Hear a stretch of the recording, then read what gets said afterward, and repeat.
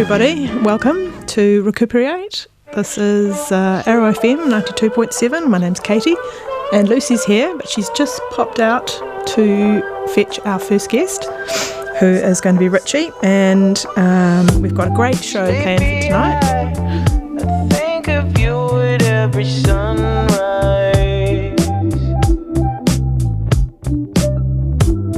Waking up before I wanted to. Yeah, the smell of Hi everybody, it's ReCooper8. Yeah. Come and sit down, Richie.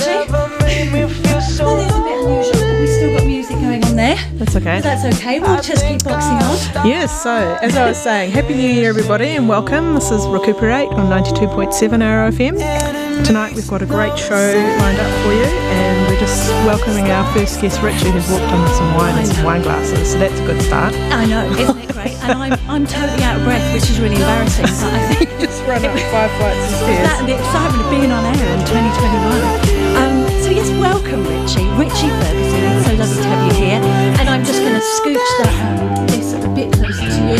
There you are. Thank you. Thanks for having me. Hi Listen Richie. to that beautiful voice. Isn't that great? So welcome. Honestly, I feel like I've just run a marathon. I've only run up some stairs. This is outrageous. Is that still making a noise, isn't it? Listeners and viewers, could you let us know if you can hear us loud and clear? That would be great, because otherwise me and Katie are getting different feedback here, which is that the radio station still seems to be playing something else, which is a bit nerve-wracking. Could you turn up my headphones? Would that be all right? Thank you. Okay. Well, that's beautiful. Welcome everybody. ReCooper8 is going to change its name, and I feel that once that process gets underway, our luck will change when it comes to technology. I'm very excited to have Richie here right next to me because he's got the bottle of wine, which is brilliant. Richie, now we know each other. I am finding the music in the background a little off-putting. Could you, maybe your husband can text us to let us know what he's hearing. Richie, it's not always like this. I'm lying, actually. We always seem to start our show a little bit like this. Richie, we met when we did a gig for North as a catering. Yes. Let's get a musical venue. Fantastic. Oh my God, it was out the back of Martinborough, and it was this incredible house, amazing day, because the weather leading up to this amazing dinner party, we were, what was I doing? I was running around with plates, and you were being very manfully and manning the bar. Yeah, we were trying to get them fed and watered. Yes, it was it a birthday party? It's a 50th. Yes, it was. It was a lot of fun, and so that's how I met Richie, and we were chatting about wine and your background, because you've been away for a long time, haven't you? I have. I left New Zealand when I was 21, which was 2007. Right, we can all do the maths about how old you are. Yep, 58, okay. I think. That's how old I feel right now. After running up those stairs.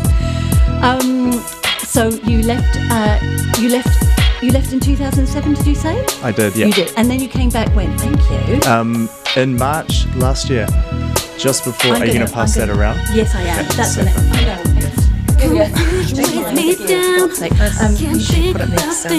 Cheers.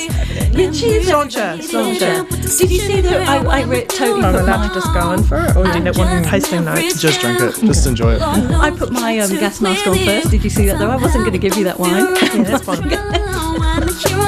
So you went travelling. Now, why did you travel? What was your motivation? I don't know. I just growing up in New Zealand, in Auckland, just always wanted to see the rest of the world. And I think especially we're so far away from the rest of the world, that it sort of made me more curious. Yes. So I did the whole uni thing and just pretty much left straight away, and ended up being away for about 13 years. Actually, most of that, 10 years in Australia, where I came from last. And I never thought I'd be back in New Zealand, but funnily enough, I had arranged to come back to work as an assistant winemaker, or an intern, whatever they want to call it, in Martinborough. And the plan was then in May to move back overseas, but then that whole COVID thing happened. So plans changed. So it's a great opportunity to come back to the country where I'm from and kind of re-get to know it, because it's quite an odd experience, I must say, but it's really nice to be back. Has it changed a lot since you were? not overly, I think. Maybe a few things, but obviously rugby's still very big. Yeah. Yeah, I mean, not really. I don't think so much. No. It's still the same unassuming place it was, I would say. Richie, I'm just going to break off here. So we've got a few technical issues in that people can hear us and the music. This is a new problem that we have not discovered before. So what I am going to do is just come round to the desk. 1 second. Just keep drinking one. I'm so glad you brought some wine. Yeah, I said I would, so.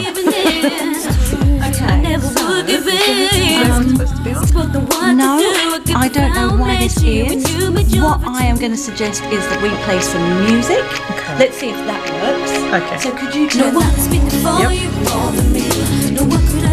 So listeners, Sorry, Katie, folks. we might have to restart this show, but we're going to try playing some music first. What should we play? What have you got a Doom Ladies? Just choose anything. All right, I'm going to play Stay Home. Oh, this is lovely. This is, Okay. Yeah. All right. Let's No one see. can hear us, so just play it. Is the red light on the... Yes. Okay, 1 second.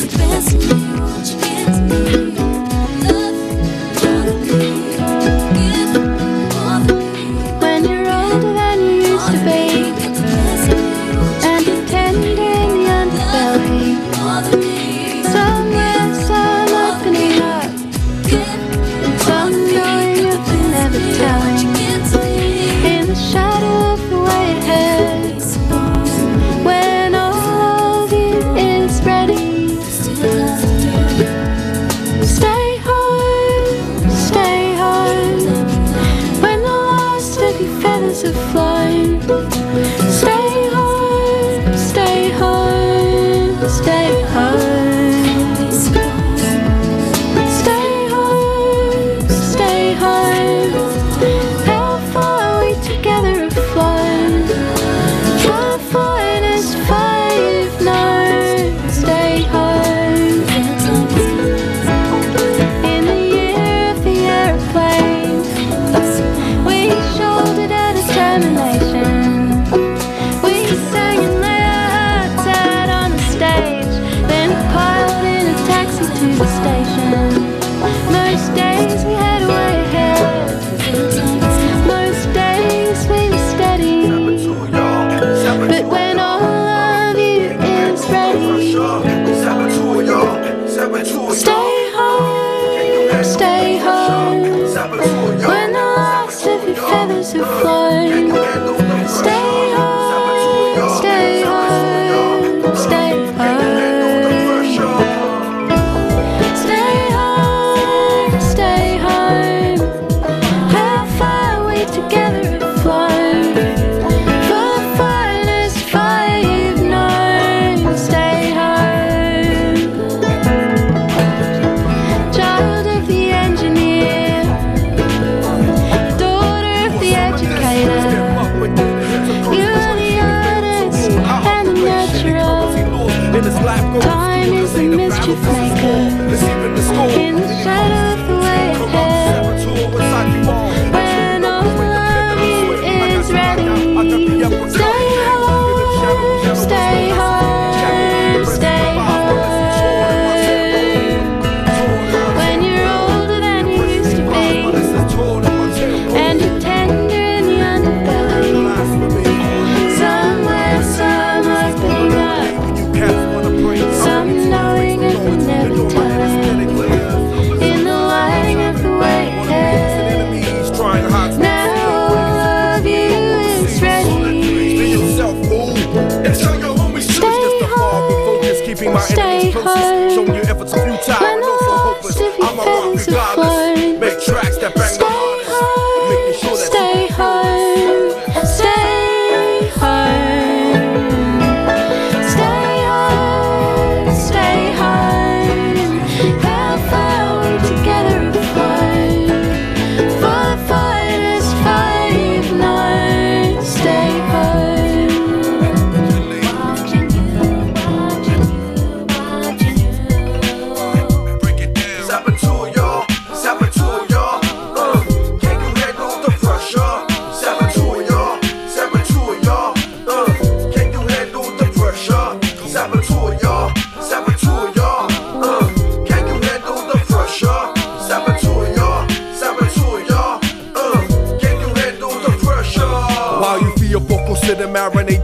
decorate unconscious, sit in your cage and kiss blades. Still these valleys sit and wonder why. Yeah, man, I think I'm doing my single soon, man. Honest to God, you sipping that same old alibi. Just eat my dogs to survive. Don't you know that's why our parents brought us here to chase life? So with their gangster mentality, you sabotage yourself. I'm wishing bigger, brighter things for everyone else. Welcome to my world. Uplift you, brother man, to get the kids to be specific. Not American or African, just us. Be humble, think about this. All invaders I repel, repel, repel, repel.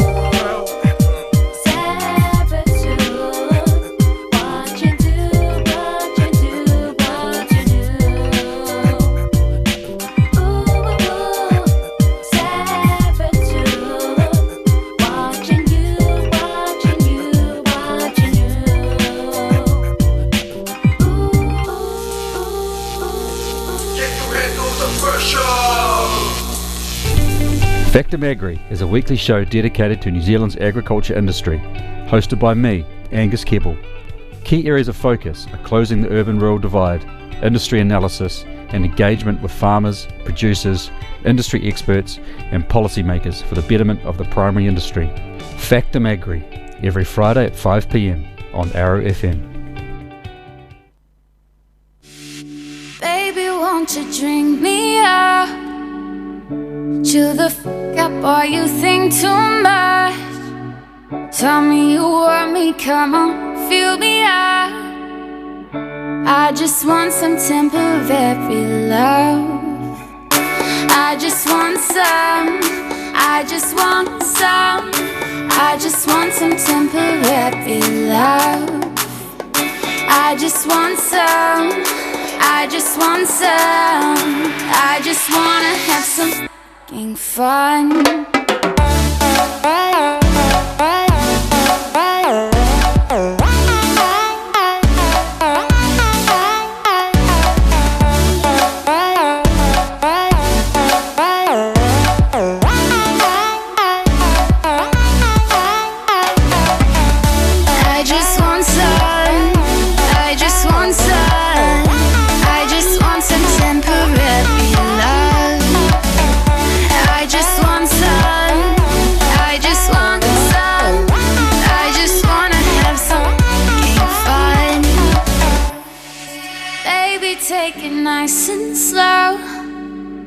Just relax and I'll put on a show.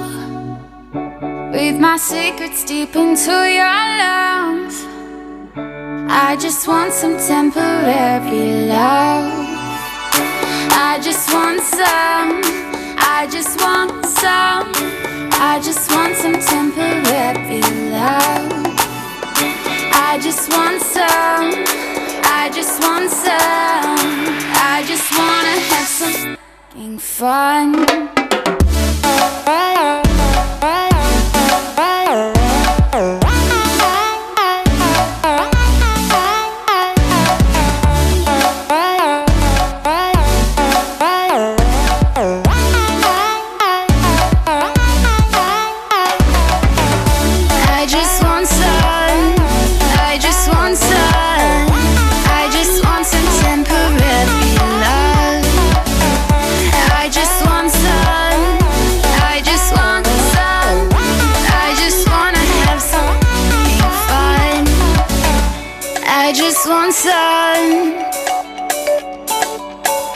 I just want some temporary love.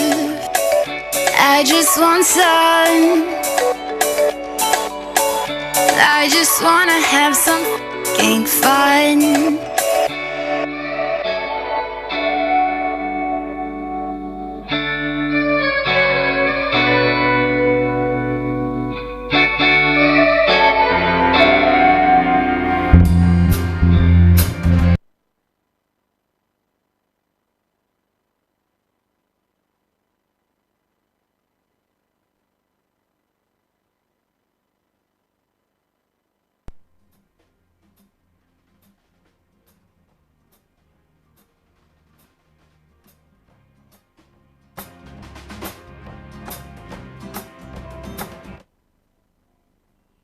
Was in a state,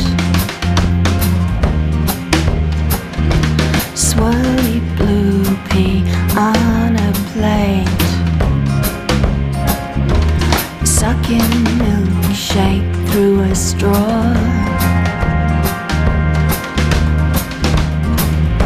Spied a green man by the door. She would learn to land the craft. Fuse the heavens with the earth.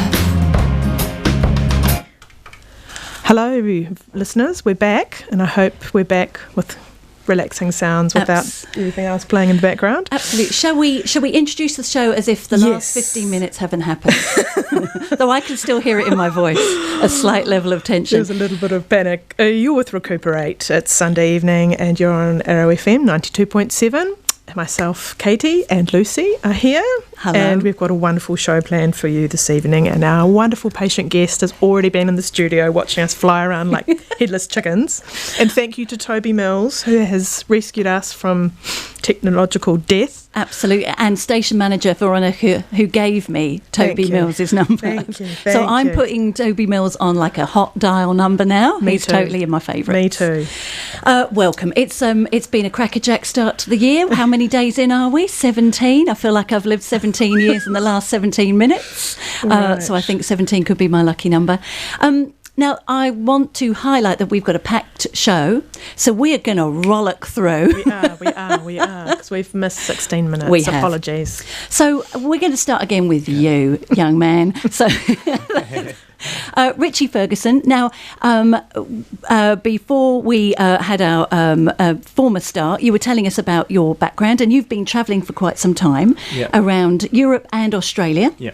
And now you're back, which is very exciting because you have a passion for wine. Now, when did your passion for wine kind of start? When was that? Hard to say, really. I think I've always had wine around me, and that my parents were regular wine drinkers and quite passionate about it. But it was never something that I thought about when I was younger. But I worked for a long time in hospitality, as in front of house as a waiter and that kind of stuff. And then a few years ago, I was in Tasmania with my ex, and we were running a restaurant on a vineyard there, which was really nice. And we were on holiday in Thailand one day, and I was sort of thinking, oh, you're so lucky, you're a chef, that's what you want to do. Like, there's nothing else you want to do. Like, when you meet doctors, and like, I want to be a doctor. And I would have been like 32 or something. And I said, if I had life over, if I was 18 now, I'd either go into clown school or be a som. And she's like, well, you're probably too old to do clown schooling, but maybe you could go into the wine. And so that's sort of, since then, I just been focusing on that, and I've done different bits and pieces, working in wine-focused roles a little bit as a som a couple of times, and a little bit winemaking. So always just trying to follow wine, learn, and yeah. And that's an abbreviation for sommelier? Yes, pardon me, sommelier. That's okay. Right. That's okay. We're just going to bring the whole audience up to speed. Just 'cause we lost 16 minutes, Yeah, totally. I love it. Oh, I like you. This is so that was a really interesting moment for you. Did it feel kind of like groundbreaking? Did you think, oh, that's it? Well, it was just kind of cool. Like, oh, okay, well, I can follow a passion. It's not sort of too late. You know? So. It's never too late, all right? Yeah, there's probably a limit, but it was just good. Everything just kind of fell into place, I guess. And I guess I've always been interested in wine, probably as a consequence of having essentially been brought up around it. Yes. In an unprofessional sense. Yep. As opposed to people who say are brought up on wineries and things like that. Yeah. But yeah, so it's been a pretty fast track. So I'm 35 now, so it's only been a handful of years. So I've just kind of been trying to learn quick, and just sort of get on with it. Are there professional qualifications for it to be a sommelier, or how does someone there are, and I just want to say I wouldn't call myself a sommelier. Yes. I'm always very respectful of this because I'm not working in that, and when I did, it was very briefly. But there are, say, two, from what I'm aware of, two main global education groups. One is specifically sommelier, and the other one is, it's sort of pseudo sommelier, but everything else as well. But I mean, it's just kind of, if you're interested, you can learn about it. I think people go, oh, you have to have an amazing palate. I don't think that's the case. Okay. It's just training and training and training. Right. Yes. Yeah. Drinking a lot of wine. Exactly. This is a career we should have considered, Katie, I think. So you came back to New Zealand as a consequence of COVID. Did it kind of hurry things along for you, though? No, I was in Melbourne, and I'd lived in Australia for a long time, and I was just done with it. And so by some quirk, I have a US citizenship, so I thought I'm going to move to California, and I'm just going to start afresh there. Yeah. And I thought what I'll do is I'll come and work in Martinborough for a vintage. So that was March last year. Yep. So I decided that well before I'd even heard the word COVID. Right. And then when I got here was the week where every day it got more and more serious. And then once we started working, we were in lockdown. So it was clear that travel wasn't really on the cards, and especially not to the United States. No. So I thought no. I will stay in New Zealand. That's probably a good choice. Yeah. In any event, there you go. So you came back for them. I've got to get used to the lingo. So you come back for a vintage. Yeah. Is that so? That just means when they're picking the grapes and making the wine. And what month is that? So here it was March, April. Okay. It just depends where in the world you are and how hot that part of the world is. Got it. So you're back here, and then you're working away. And so when did your current business idea kind of fall in your lap? Oh yeah, so I finished the vintage, which was about a month, and then we were still in the lockdown, and I was like, what am I going to do? Yeah. So I was looking for jobs around New Zealand in wine-focused roles, and there was just nothing really. Yeah. And because I've been away for so long, I don't really have I didn't have a really strong network to sort of lean on. So I thought, I've been involved in running a restaurant before, and it would be great to do something else again. And I was looking into doing, say, a wine bar. I was looking into doing that in Greytown. Yep. But it was just a bit like too that. tricky, just because I needed to I was impatient. I wanted to get things happening now, Yeah. It wasn't like something I could set up quietly on the side. I was like, I need to get on with life.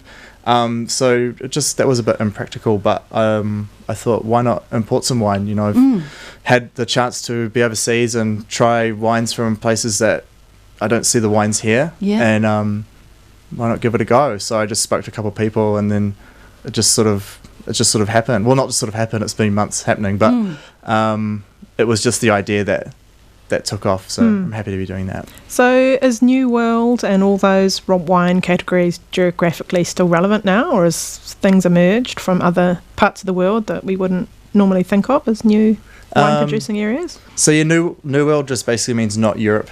Right. And that's Old World, so Okay. I guess it's just sort Are of... we New World then? Yeah, we're New World, yeah. New World, love. I am New World. Thank you very much. Old World to New World. Yeah, so just because I've been doing it for so long over there, so there tends to be some differences in how you do things. Like, for example, one of the wineries where I'm importing wine, they do polyculture still. So they'll have fruit trees and bits and bobs growing, not so much within the vines, but around and about, because it's just kind of how they've always done it. It's sustainability and self-sustaining. Right. So yeah, there's quite a difference, but I mean, you hear people talking about, say, Central Otago Pinot Noir in the same breath as wines from Burgundy, which is the home of Pinot Noir. So yeah, there's good wine everywhere. There's bad wine everywhere too. Yeah. But, So how do your kind of wine import idea, how do you even kind of start? I mean, I can only imagine that it's quite a bureaucratic exercise trying to import wine in bulk. Yeah, well, it's it was really hard to start because I've never worked in importing. I do have a couple of friends who have been importing wine for a while. So they were good to lean on. But no, it's actually pretty straightforward. Like, it's customs and MPIs who you're dealing with. Yeah. They're very helpful. Okay. So it was actually not too bad. Yeah. So. Yeah. And what is your criteria for picking a wine to import? What do you need to feel about the wine? I'm not bringing in lots and lots and lots of wine. Okay. So I'd sort of probably refer to myself as a boutique importer. But first of all, they've got to be good wines. Yep. What constitutes a good wine? The wine that you enjoyed, I would say. I'm enjoying this one. Yeah. But I guess something where people are making it, where they're really interested in it, where it's passion before profit. I know it sounds a bit corny, but it does make a difference. So quality is important, but then secondly, very close behind, I want to bring in stuff that we just don't have here. So for example, I must say this is not my wine. My wine was meant to arrive in Greytown on Friday, but it's delayed till Tuesday. So I was hoping we could do a little COVID tasting. Casualty. Yeah, it's been hard for shippers, I think, in this time. Yeah. But yeah, just stuff that we have here. But it's got to be good, but a point of difference. So it might be from a region. So these first two producers, they're from the southwest of France, outside of not in Bordeaux. And they've sort of generally been overlooked over history. It's quite a fascinating topic. That's a whole other podcast, really. All good. Have you back on? And then I've also got some wines coming from Portugal. So we do have some Portuguese wines here, but mainly things like port and sort of more... The fortified. Sort of, yeah, and just sort of like more entry-level wines. So, but there are great wines there, and it's just about finding them, and it might be a barrier of language, skill, or... just not knowing about these wines. I mean, there's great stuff everywhere. You can't know of everything. I just thought, well, why compete with people who are bringing in great wines already from, say, Bordeaux or Burgundy, for example? Yeah. I should just bring in something that I know better and it isn't here. Yeah, you know? And do you take the time to get to know the wine makers? I know you can't travel at the moment, but Zoom them? Yeah, well, most of them I've, tasted before, if not visited. So it's sort of like, was all this travel really worthwhile? Yes. Short answer is yes.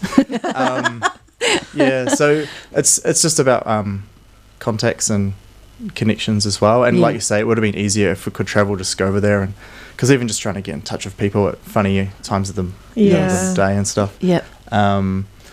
So if I haven't tasted it personally, it's having a contact and trusting people who can sort of guide me at this point, but I'm very confident in what's coming in. It's going to be tasty. And getting to know their story must be quite fascinating. If these are, smaller vineyards with, that might have been overlooked, understanding their story must be a really exciting part of the journey for you. Yeah, it's cool. And one I know quite well is called Chateau La Colombière, and that's in a little town called Villaudrec, which is badly pronounced by me, and that's about half an hour north of Toulouse. So this one winery that I'm bringing wine from there, they sort of just rediscovered this indigenous grape to that village, which means that it's only, as far as I know, only in that village. Wow. And they just sort of brought it back to life, and it makes this beautiful wine. It did DNA testings, and they can relate it to these other grapes. And it's called Beausoleil Blanc, for those who are curious. And they're the only ones in the world currently making it. There are some other wineries there who might be starting to, but currently they're the only ones putting it in the bottle. And it'll be here next week. Yeah. That's cool. I love those kinds of stories That's too. great, They're really passionate about what they're doing. Yeah. So staying faithful to the past and the traditions, but also... What happened to the grape, out of interest? Why did it disappear? I don't know. My French isn't good enough to ask them that. I don't know. It probably just... I don't. It's a mystery. I'll have to ask them. Yeah, that'd be a good part of the story. Yes, I can feel a podcast coming on. I can feel it. So you've got your wines on their way, and they'll be with you on Tuesday. So what's the next part in your business to get those wines out to market? What do you need to do? Well, I'm not having a shop. I'm just having an online shop. So the advantage of that is I can spread my tentacles nationwide. Yep. But I've got to get the word out there. So this is really great. Also, I'm looking at trying to do a pop-up wine bar or event or something in Greytown. Neat. So that would be cool. And then it's just, website, social media, all that fun stuff. So just building these things now. So, yes. Yeah. And you're not importing huge amounts. So what is the amount? Are we allowed to ask? Like, how many bottles is it? It's like about 670. Okay. Yeah. Okay. Which is it's not much. No. Yeah. Oh, so you can count every one. You'll have a personal relationship with every bottle as it goes out. You'll know where it's headed. Yeah. Well, hopefully some other people have personal relationships with the bottles instead of me, because you're just a custodian. Yeah. And so you're going to have a website. It's not available yet, but the name of your business is Down to Find? Down to Find Wines. Down to Find Wines, which is, how did you settle on the name? It was suggested by a friend of a friend who's in marketing. Right. Yeah. So trust the marketers, right? So I found it really hard to actually come up with a name. Yeah. Because I'm not, say, specific to one region. No. Or I'm not based on, say, price. Yeah. So those two, you can make quite instructive names. Yeah. So I just thought something kind of just catchy and silly. And if anything, it's slightly instructive that I'm trying to find wines that are a little bit off the beaten track. Yeah. So, yeah. Yeah. Awesome. Down to Find Wines. Down to Find. So eventually you'll have a website. Yeah. And so that'll Facebook. So the website will be dtfwines.com. dtfwines.com. DTF. You're right. You got it. Yeah.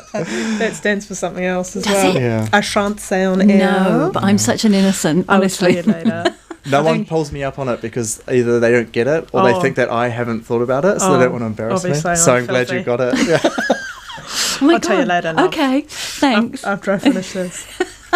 That's Absolute. brilliant. So you'll and people will be able to visit this website. Oh, are you pouring me some more? Or are you just I didn't showing want to me interrupt you, but I thought I would just pass it to you if you wanted to top up. I've got to drive home, so I'll just take it steady. She said, just pouring it to the brim. What was I going to say? I had a really good question. I'll give this back to you. Okay. No, my question was going to be, can people buy a single bottle from you? Do they have to buy a case? What's the deal? No minimum orders. Okay. So, and do you curate things for people who are looking for, might necessarily not know what they want? Yeah, absolutely. Always, I want to be very open, and I just want to make good relationships with the suppliers and the customers. So I'm very happy to hopefully become people's go-to. So do you have more of that? So no, but you might like this, etc., etc., etc. Nice. So, and I think with wine, it very easily descends into this kind of elitism or snobbery. Yeah. And I don't really want to engage in that. Like, I just think, don't forget to enjoy it. Yes. And, so absolutely. No minimum orders. Happy for people to give me a call and chat and ask stupid questions. I love stupid questions. I ask them all the time. We're in good company. And I'll just, I'll pretty much just deliver it in the Wairarapa. I'll just come drop it off myself. So Neat. come say hi. So That's cool. I think you need like an apron or something. Or a little truck. I might have to cut you off there. A wine bicycle. A wine bicycle. Yeah. A wine bicycle, yes. Now, what's your price point? Because I'm a mid-range kind of girl between $10 and $20. But what is your price point? Okay. So my price point is probably going to be, generally speaking, from 30 up. Okay. And the reason for that is I'm just not bringing in wine that's produced on a huge scale. No. And I'm not bringing in containers and containers. And so it's funny, when I was ordering the wine, I said, I'll have X bottles of that. And I said, we can give you this much. So they're quite small producers. Sometimes they don't just have it. And I'm not the only one who wants it as well. What? So, obviously keep the prices as fair as I can. Yes. But it's also, there's a lot of work that goes into making the wine.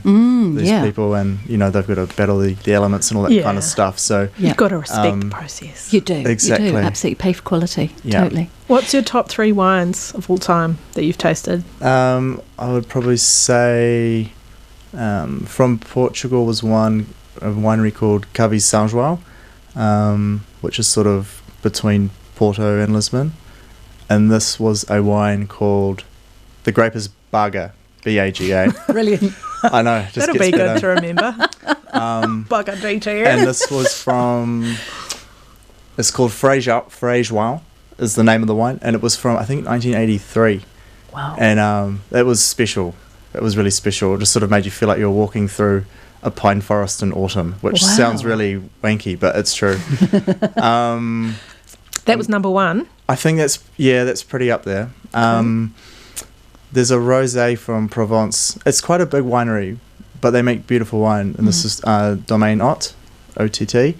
And again, this was kind of one of these wines that just kind of transported you somewhere. So you just sort of drink it and you instantly feel like you're on walking along a beach with the salty windows blowing in your face. And, it sort of gets beyond tasting it. It kind of becomes a bit of a trip. And then another really enjoyable wine is...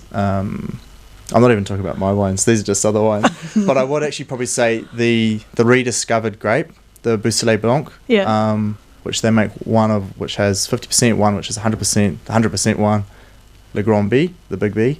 That's pretty special. And that's what pulled me back to trying to talk to this winery in particular now. So, Beausoleil. really lovely and savoury for a white wine. Just very intriguing. Could you give us a quick lesson in how to appreciate wine? Apart from chucking it down your neck? Yeah, I could do, but I just think, it's just there to be enjoyed, Okay. You can go that kind of academic route. Yep. But, essentially you want to look at it and just sort of see, what kind of colour is there? Yep. Is it clean and clear? Does it look faulty or not? Or are there bits and bobs in there? Then you want to give it a little swirl. Release the aromas. Yeah, exactly. Does have a lovely aroma. I've gone a bit off red wine recently, but maybe it's the weather. But this is really good. I'm enjoying this. And yeah, just get those aromas out. Mm-hmm. And do you have to like zhuzh it in your mouth and put air in, or is that super wank? So the idea behind that is That's on one show, but I think we're allowed. We had a bit rocky start. Yeah, that's just sort of to get oxygen in your mouth and kind of open up the character of the wine. Yeah. Yeah, you can do it. Yeah. It helps. I don't know. I don't really like rules. Okay. So yeah, you want to get an idea of what it looks like. Yeah. Then you want to smell it, obviously, enjoy that part, and then you want to drink it, most importantly. Yeah. I think it's a bit like food, you know, like you eat with your eyes, then with your nose, then with your mouth. Yeah. And I think that's really, unless you are working in a profession and you need to kind of assess things in this academic way. Yeah. I think the best thing is just to enjoy it. Yeah. You know, that's the main thing. So what's the what's your 5-year plan, Richard? How do you see your future? Where do you want to be in 5 years? I don't have a 5-year plan. I'll let that organised. What's your 5-minute plan? No, where do you see kind of Down to Fine Wines kind of heading, or what would your outcome be? Favourite outcome? I mean, I just sort of want to.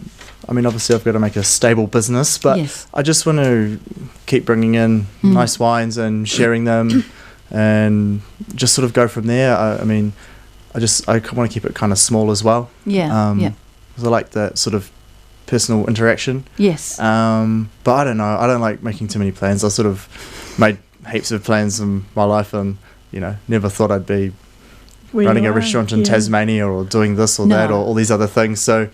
I'm just sort of not looking too far ahead, to be honest, at the moment. Good on you. Sounds exciting. I'm excited for you. So you've got these wines coming out on Tuesday. So when can people start clicking on your website and buying this wine? Hopefully Tuesday. Hopefully I'll be organised enough to, Oh, so it arrives and you're up and running and ready to go. Well, today I was trying to fix the website, et cetera, et cetera. Yep. So, it's been a long time coming, really. So, there's nothing to it but to do it, really. And once those borders open, I don't know when that will be anymore. I've kind of given up hope. But will you be travelling again? Yeah, I think so. I think that's also what attracted me to importing, is that you have to go overseas. This year might be a bit tricky, but yeah, absolutely. But it's incredible, isn't it, how we've all adapted to the remote, and it sounds like you're still able to maintain those relationships and build those relationships, using current technology. It's just no holiday. Yeah. Sorry, Richie, you've just got to work. Pull your finger out and do some work. That's brilliant. And this one, again, is an Italian, did you say? Yeah, this is Italian. I just sort of picked this up on the way, really. But not one of mine, but this is from Etna in Sicily. So it's famous for its volcanic soils. Have you been there? I haven't been to Sicily, no, but I would love to. Yeah. Awesome. Thank you so much. Yeah, thank you for coming in. Pleasure. It's lovely to hear about your adventures. Thanks for having me. Yeah, and Tuesday is the day, people. Be able to... I have a suggestion for it. I'm always coming up with how can we keep guests coming back. Yes. Especially if they bring wine. If you've got a real special one coming in, why don't you just give us a call and we can talk about that wine on our show? Yeah, why not? I mean, one day you'll have your own show. But, until you've got the time to do that, we're here. How about that? Sounds great. Shall I write that down? I better write that down because I always forget. I always wake up in the middle of the night going, I've promised such and such. We do X, Y, Z with them on the show and never do it. So we'll add it to our planning meeting. List. Yeah, we've got to have a planning meeting, haven't we? Good luck with everything. Do stay in touch. It's been lovely having you here. And so pleased that you were able to be heard by the masses. Yeah, thank you, Richie. In the end, sorry about that false start. Should we have a taste of music? Yeah, let's do that. Can you play The Maze again? Because I do love that song. I've just discovered it. Sure. It's a Melbourne-based female band, folk band. Oh, Richie, could you just give your email address just in case people... Sorry, is that all right? Just while we've still got it. Yeah, absolutely. I'll just give out my personal one at the moment while everything's getting set up. RJS Ferguson with one S, like the football coach, at gmail.com. Okay, awesome. So if people are interested and want to get a head start, that's how to get hold of you. Yeah, just send me an email. Happy to chat. Oh, awesome. Thank you. Thank you. I'll stop interrupting you now, Katie. How about that? That's fine. Okay. Have you got the red button on? Oh, yeah. Yeah? Yeah. Way you go. Okay.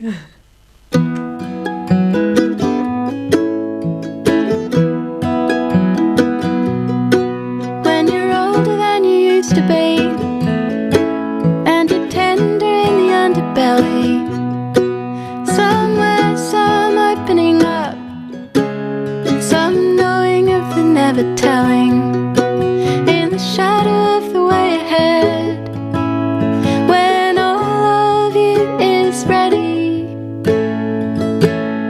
Stay home, when the last of your feathers have flown. Stay home, stay home, stay home. Stay home, stay home. How far we together have flown, far farthest far you've known. Stay home. In the year of the aeroplane, we shouldered our determination. We sang and lay our hearts out on the stage, then piled in a taxi to the station. Most days we had a way ahead, most days we were steady. But when all of you is ready,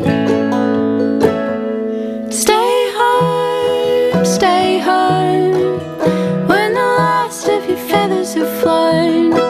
Stay home, stay home, stay home. Stay home, stay home. How far we together have flown, for the finest fire you've known. Stay home. Child of the engineer, daughter of the educator, you are the artist and the nurturer. Time is the mischief maker, in the shadow of the way ahead, when all of you is ready. Stay home, stay home, stay home. When you're older than you used to be, and you're tender in the underbelly, somewhere some opening up, some knowing of the never telling, in the lighting of the way ahead. Now all of you is ready. Stay home, when the last of your feathers have flown. Stay home, stay home, stay home. Stay home, stay home. How far we together have flown, for the finest fire you've known. Stay home.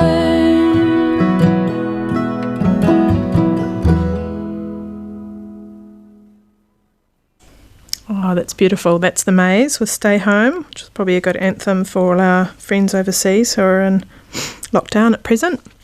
Now, Richie's left, but he's taken his wine glasses, but look, we've got wine on nasty little cups, so that's great. We're still enjoying. We've got something special to share with you. People we've had on the show before, Winterwood Sound Immersions, who do the sound immersions, so they're long pieces of music and relaxing and meditation type sessions, and they have been working on something really big for 2000 2021. No, 2000. Oh God, no, 2021. Sorry, wrong year. And they've asked us to share it. Unfortunately, they couldn't talk with us tonight, but I'm sure we will talk with them again soon. Let me grab my notes. So it's the Deep Listen Special. The usual sessions are about 45-50 minutes, and myself and Lucy have tried one. It's really incredible experience. It's so relaxing.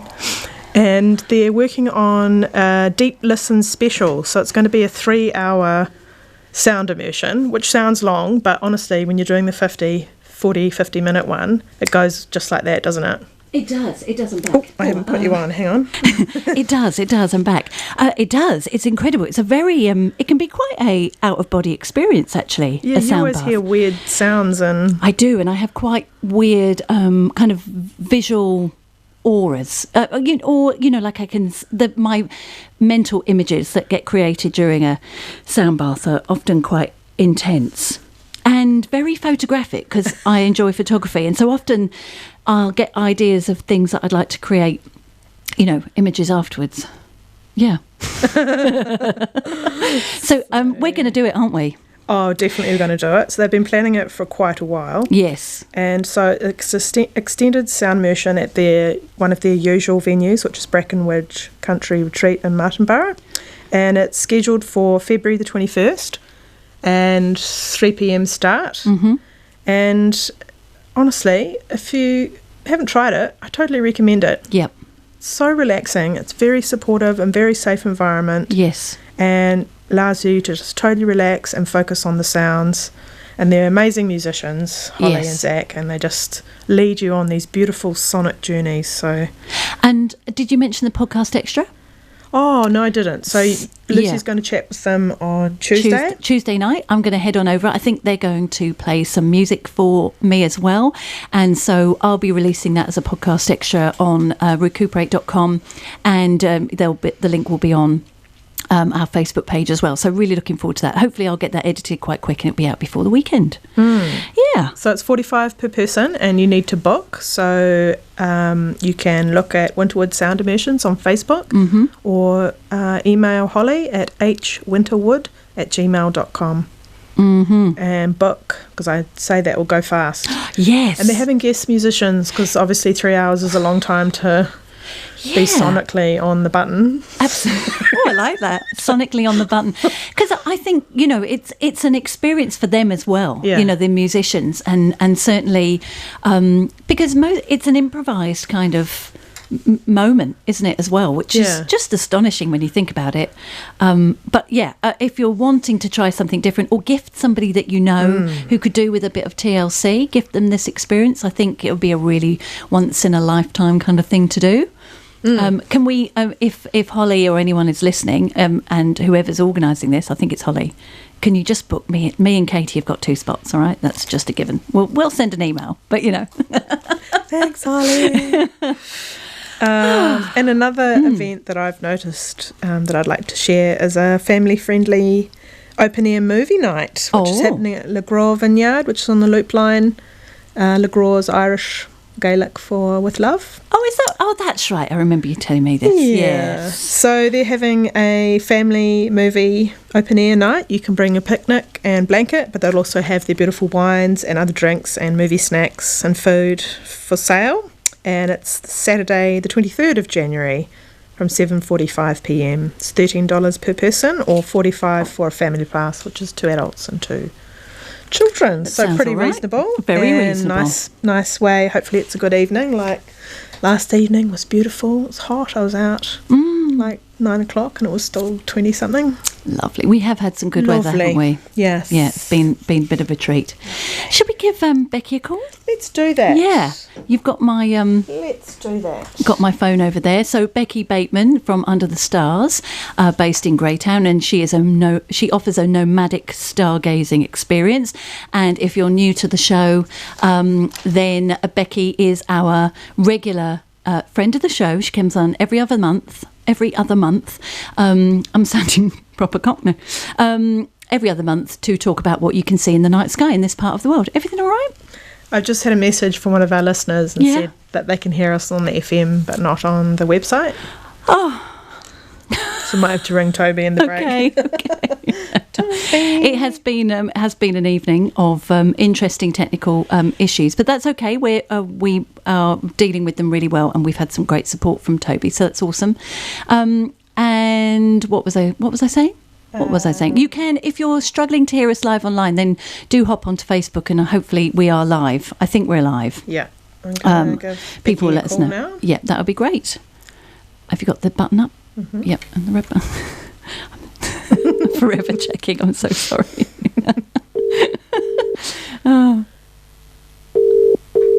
It's it's ringing. This is good. Come in, Becky Bateman. Good evening. Hello. Happy New Year. Happy New Year to you too, Becky Bateman. How's things? Not too bad, thank you very much. How are you guys? We're good. We're good. We've had an interesting start to the new year. Let's just say that. The show sounds good though, although it's made me feel very thirsty. Oh, has it? Oh, yes. Well, we're drinking so you don't have to, Becky. Just see it as one of the services we offer. No, I'm not sure I like that service. I think I'm much happier drinking with you, I think. Can I ask you, how are you listening to the show? Are you Facebook Living or are you on... No, I couldn't actually get on Facebook Live. Nothing was happening. So I'm on Arrow FM. I'm on the... Yeah, so Okay. that's the only way I could get hold of you. Okay. So I was like, Great. Okay, well, this is good. So, how's the new year been for you? Well, first of all, did you have a good Christmas? I saw you on Christmas Eve, and I sent you on your merry way with a few wines under your belt, and then didn't hear from you again. So I'm just assuming you got home okay. we did. We took a long time getting home because obviously we bought some amazing hula hoops off you, and we just basically hula hooped our way the entire way home, which took hours. Oh, that's so gorgeous. You only live about 400 yards down the road from me. I know, but it just took us so long because every time the boys wanted to hula hoop, they had to stand still and do it, and then move another step and then do it again. But I must say, I'm getting a lot better, considering I could do like 3 hoops when I bought them, and I was like, oh, what have I done? But actually, I can go for a good couple of minutes now, so I'm quite pleased with myself. That's also well done. Now, what I think a goal for 2021 should be for you is to be able to hula hoop whilst delivering a star tour and using your pointy thing and keeping the pointy thing dead still on a star. All right? So, just... That is a challenge. Exactly. Better life goals. Come on. Maybe I could do that as a star body for you, because I think if I turned up with a hula hoop to a random person who obviously doesn't listen to the show, idiots, then they're like, what are you doing? Why are you hula hooping? Oh, you can let them know. So I know that you had a good break over Christmas, which I was pleased about, because 2020 had been a challenging year for everybody, including for weather-wise and COVID-wise for you. November was a shocker when it comes to the weather. My goodness, wasn't it just? You've had some better skies recently, haven't you? Have you? Yes. Well, so I took off until like the 3rd of January, which was so nice. I was able to spend a few kind of nights basically with my family rather than going, see ya, after dinner, I'm off. And that was really nice. I mean, we managed to get away to Okahuni for a couple of nights, which was brilliant, and just kind of really get away. Although my husband has been on, right, we've got to get the house sorted. We've got 3 weeks. Let's go. So I'm actually sitting in my brand new office. So we've built myself an office this holiday. So I'm not quite sure whether it's my family just wanted me out of the house. Maybe we've split up the garage, so I've got half the garage now. Which is lovely. Nice. Yes, it's quite lovely having my own space. A star cave. But yes, it's been a bit manic. But yeah, it's been really nice just chilling out. And actually just going outside and enjoying the stars for myself, really, without worrying that I have to, put on a show. Yes, totally. Sit outside and go, I know what all these are. I'm learning a few more, obviously, because there's all this stuff to learn. So I've been trying to learn some of our less easy to spot ones, especially kind of in the southern hemisphere. Right. They're all a bit, they don't really look like very much, and you kind of go, I suppose that does kind of look like an oven, I suppose. There's some really odd ones in that part of the sky. I think because obviously the northern explorers, when they came over to New Zealand, they're like, no one has ever seen like this chunk of sky before. So we've got this great opportunity to name these amazing groups of stars as fantastic named constellations, and they've kind of ended up with things like the microscope and the fly and the oven, and you're like, you could have had a bit more imagination. Really. So I'm trying really hard to kind of work out where they are, right, and try and think of some interesting stuff to talk about them. But they're a bit dull, really. But they're not quite as exciting as like calling a star an oven. Yeah, down with boring stars and silly names. That's what we say. It's really odd. So they've got like a table and a ruler. Who named them? It sounds like a teacher named them.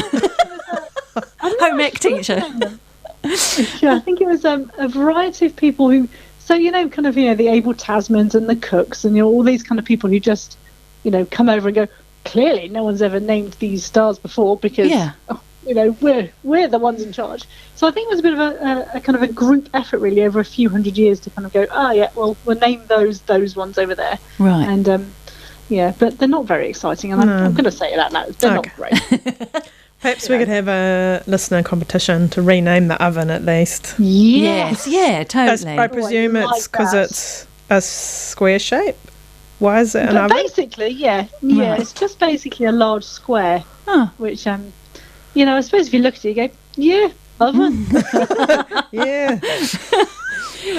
I think they were on that ship too long and they're like, what can we call these things that surround They just my looked ship? around like I'm missing from my oven. man, woman, Table. camera, oven. Yes, fly, done. But So that's been quite challenging. what can we see in our...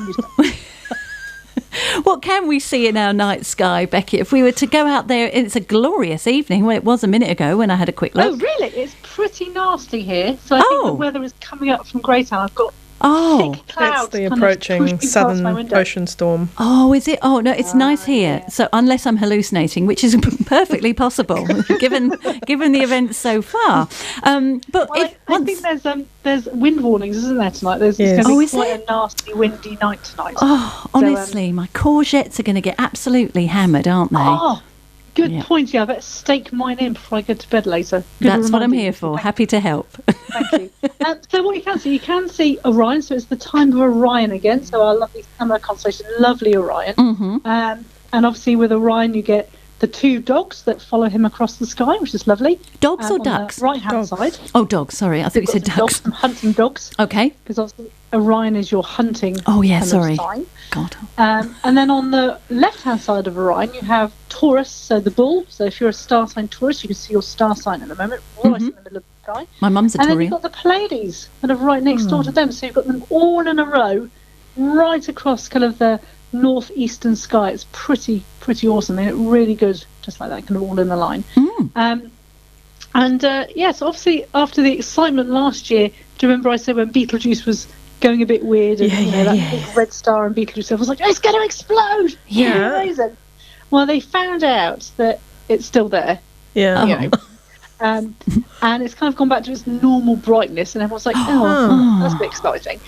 So I think what happened is a load of dust had kind of come between us and Betelgeuse and kind of just made it look a bit faded for a bit. Right. Oh, okay. Yeah, so unfortunately, no alien civilizations. And they didn't get the memo about 2020. Yeah. I mean, how amazing would that have been to have had that as well as, It's truly the end of near days. Betelgeuse, coming to take over. But no, so because they've been looking at Betelgeuse for such a long time last year, they've actually re-edited, I suppose, how far away that star is. So we always thought it was about 500 light years away, roughly, because everything's obviously a bit of an estimate. But they've actually managed to work out pretty close that it's 642 light years away now. So that's very specific. It is, isn't it? So even though it's not going to explode, at least we've kind of got a better understanding of how far away it is now, because everyone's been looking at it for a year and actually be able to measure it really successfully. So that's always a bonus. Yep. Now we know exactly how far away it is. I mean, I'm sure people were losing sleep about how far Betelgeuse was. But, absolutely, and I'd be one of them. well, it's just Andrew Haskell. Lucy's okay. Thank you, Becky. It's a bit more precise than it was last year. Don't panic. But so that's quite exciting. news. So at least Betelgeuse is still there. Yep. This dust has gone, so it's kind of gone back to its beautiful brightness again, which is really quite nice. I mean, it's not just a patch of dust. That must have been a pretty hefty patch of dust, like A field. a field of dust. Yeah, well, this stuff kind of happens all the time, really, because obviously there's a lot of dust out there. Right by the Southern Cross, there's a really famous kind of patch of dust. Really, that's basically what it is. Right next to the Southern Cross, called the coal sack, and basically that dust is so thick that it's kind of blotted out all the stars in the Milky Way behind it. So if you look on a really nice clear night and there's no moon, you look towards the Southern Cross, you'll see kind of on the right hand side, kind of in the middle, you see this big kind of black area. There's no stars there at all. Okay. But there are stars there. It's just there's loads of dust in the way. Right. And so yeah, it's quite common really. Right. Especially if you look in the Milky Way, there's all these kind of black splodges that you can't see any stars, and that's all just dust kind of hiding the starlight behind it. So Got it. I've got to say, coal sack made Katie giggle like a child. So there must be something either about the word coal or sack that's making her laugh, and I think it might be coal. Yeah.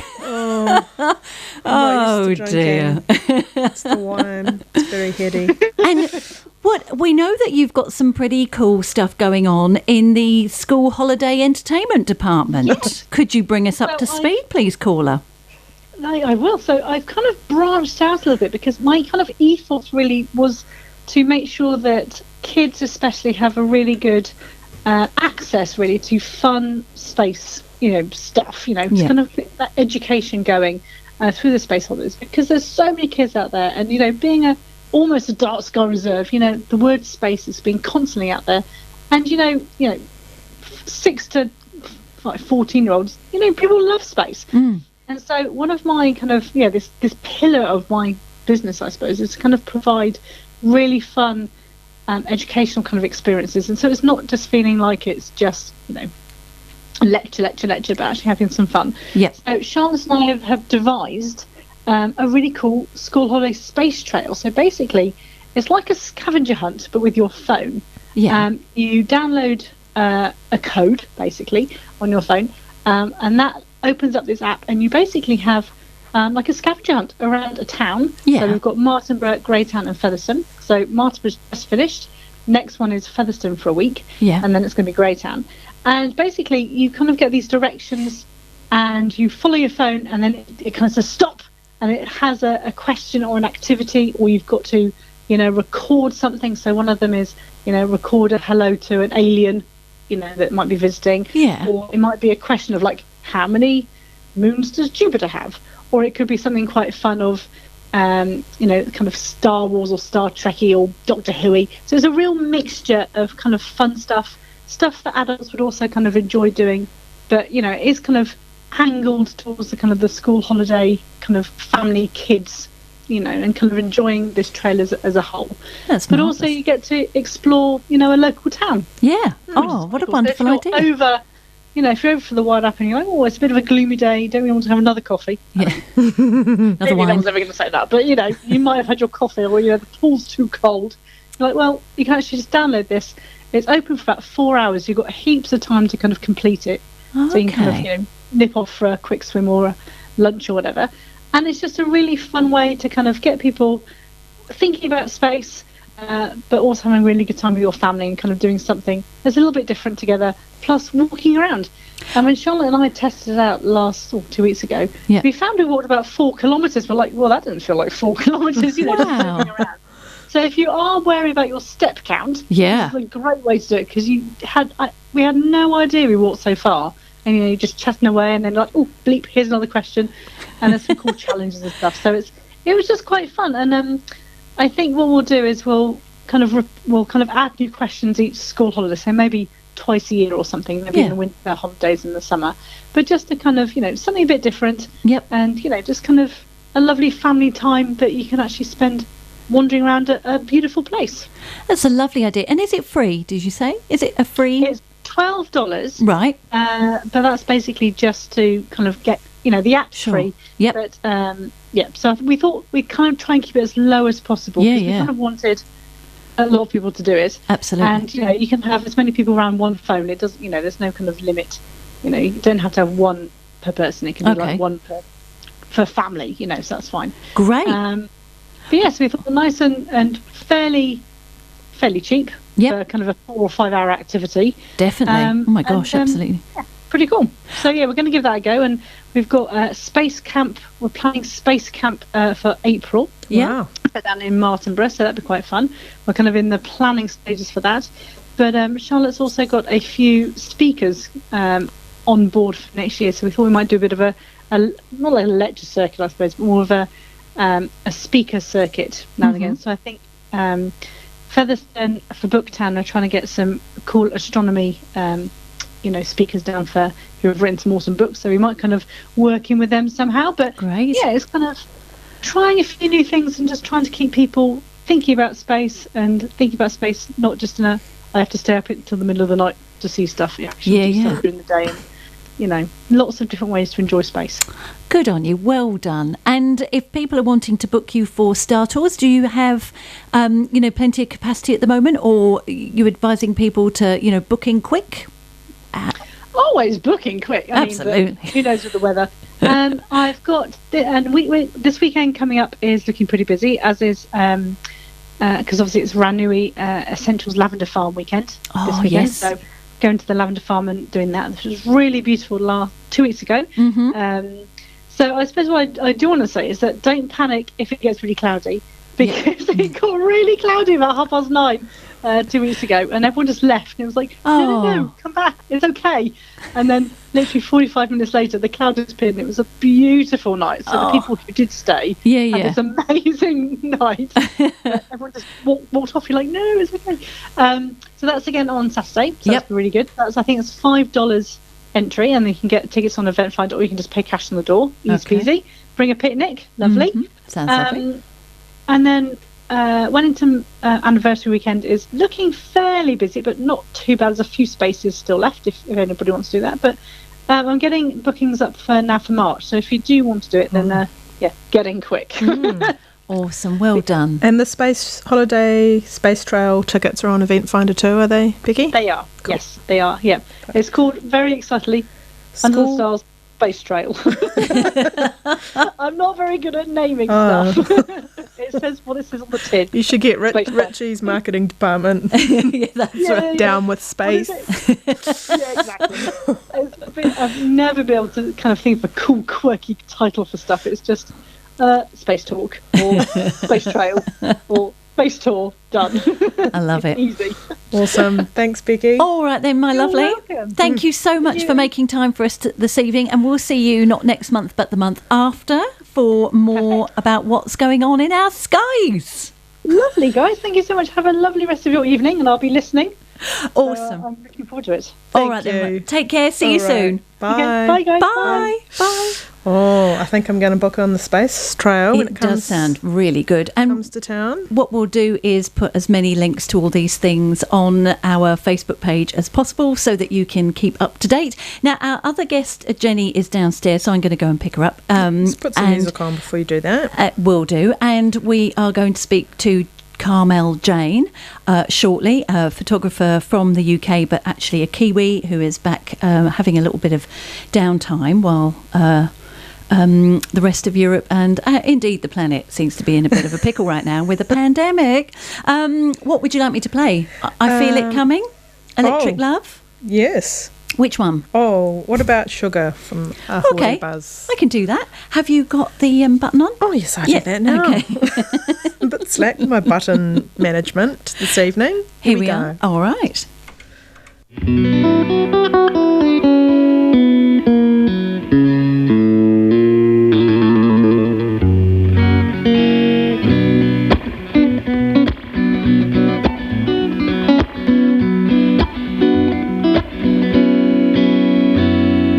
Taste my sugar,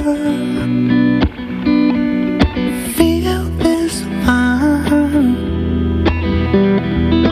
I want a piece of you.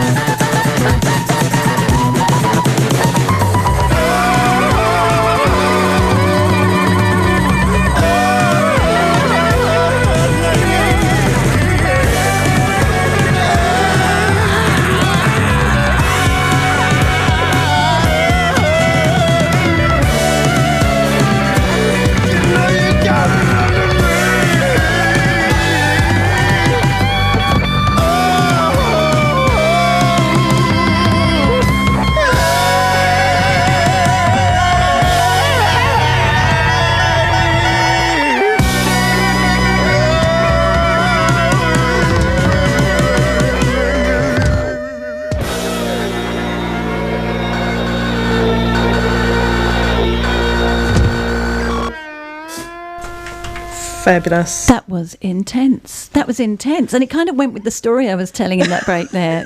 Just the high fever pitch. Facebook Live people, I'm sorry, it's not working. I'm just going to text Toby Mills and see if he can get us back up running for the last 45 minutes. But I'm very pleased to say that we have Jenny Hall in the studio. Hello. So lovely to see you. Lovely to be here. Welcome. Now, we're going to be talking to you a little bit later on, but right now we're going to be calling Carmel Jane. Katie, are you in control over there, my darling? Yes. Now, Carmel Jane is a photographer. She is Kiwi, and but she has come back. I'm calling her a COVID refugee. I hope that's not offensive. I don't know. I'm probably well out of touch. But she's definitely come back for a bit of respite, as I understand it. So, yeah. Are you all good? I'm calling. Have you got the... Hello. Oh, hello, Carmel Jane. Hello. How are you? Very well, thank you. Jolly good. Thank you for joiing us. Hi, Carmel Jane. It's Katie here. Have you got a radio on in the background? Yes, I'm trying to turn it off, actually. There you go. Our ears are totally attuned to anomalies this evening, and that was one of them. So it's so good for you to join us this evening. Thank you so much.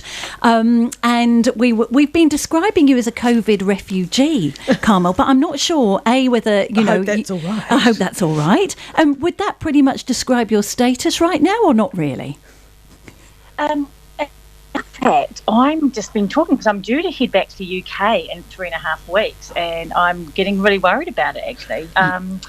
Because being here in New Zealand, I think people kind of get it, but they have no idea how amazing this country is, and just to live here in freedom without masks and be able to hug and kiss and go socially, it's just incredible. So, yeah, it's a funny old time we're living in, isn't it? It certainly is. How was it when you left? Because how long have you been back in New Zealand now?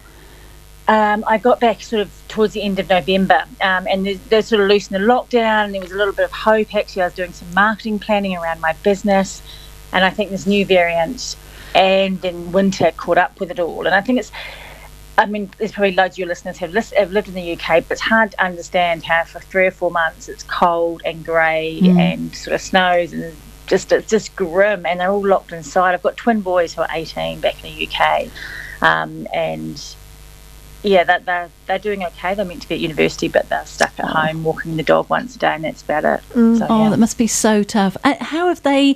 Do they talk much? I mean, 18-year-old boys. I don't know. Some are garrulous. Some aren't great talkers. But are they able to articulate how they feel, or are there too many feels around this time about what's going on in the UK?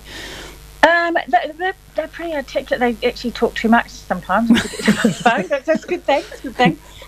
They do music, so they're lucky they've got their music as their outlet, and I think we've kind of talked a lot about how they just have to accept. They can't be angry. They can't be too upset about it. But I think a lot of their friends, some of their friends have played PlayStation for 6 months. Yeah.